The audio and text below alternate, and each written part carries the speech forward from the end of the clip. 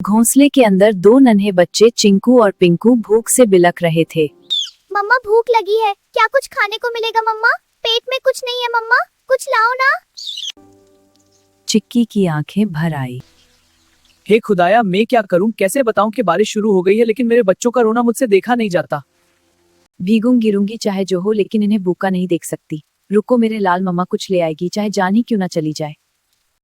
लेकिन एक बात याद रखना, जब तक मैं ना आऊं घोंसले से बाहर मत देखना और बाहर बिल्कुल मत निकालना, समझ गए ना? चिड़िया खाना लेने चली गई। अब दोनों बच्चे घोंसले में अकेले थे। ये उनकी पहली बारिश थी। उन्हें किसी अजीब जादू से कम नहीं लग रही थी।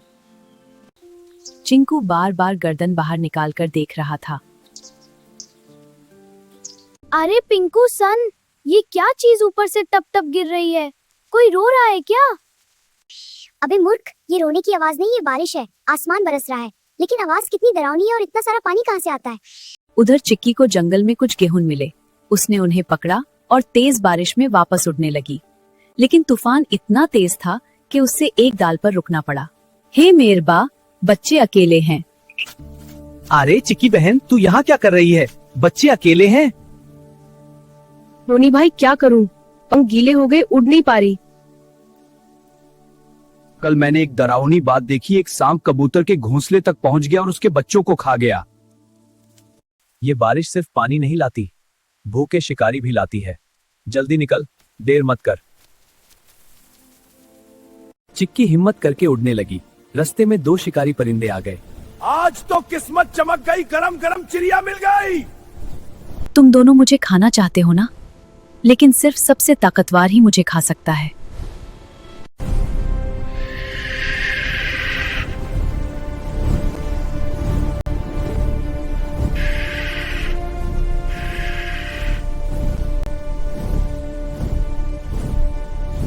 शिकारी आपस में लड़ने लगे। इतनी बुरी तरह के दोनों बेहोश हो गए। चिक्की मौका देखकर वहां से उठ गई।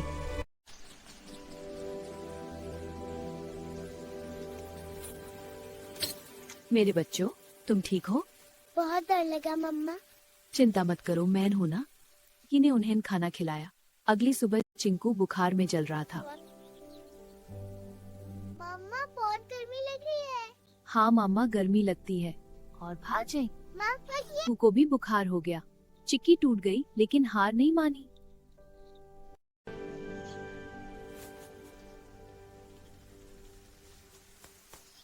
वो टोनी के पास गई। टोनी ने कहा, जंगल के उस पार डॉक्टर चिंटू है।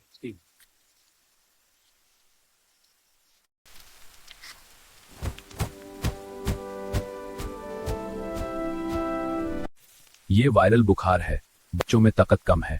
क्या ये बच जाएंगे? मैं दावा दे सकता हूँ, लेकिन जिंदगी ऊपर वाले के हाथ में है।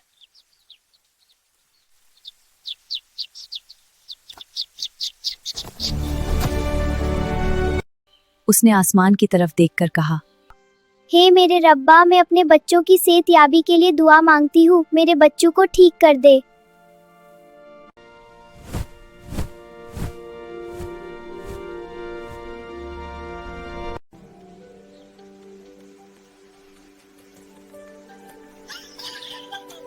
चिक्की वापस घोंसले में आई।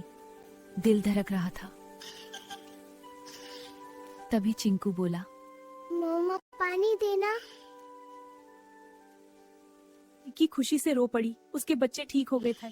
अगली सुबह दोनों बच्चे उड़ने के लिए तैयार थे। तुम दोनों हर मुश्किल से बच गए। मम्मा हम उड़ना सीखेंगे।